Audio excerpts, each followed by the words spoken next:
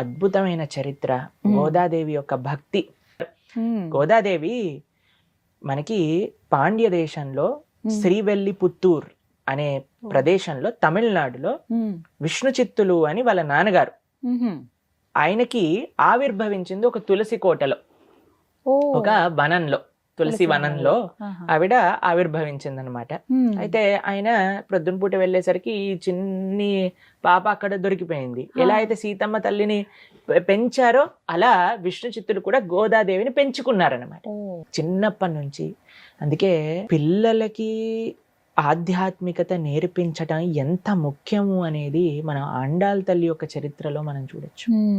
చిన్నప్పటి నుంచి విష్ణు చిత్తులు కృష్ణుడి గురించి చెప్పడం, కృష్ణుడి యొక్క లీలల గురించి చెప్పడం, చిన్న చిన్న సేవలు, పూలమాల ఇలా కట్టడం, అవన్నీ గోదాదేవికి చిన్నప్పటి నుంచే నేర్పించారు. అమితమైన ప్రేమ గోదాదేవికి కృష్ణుడి పట్ల కలిగింది.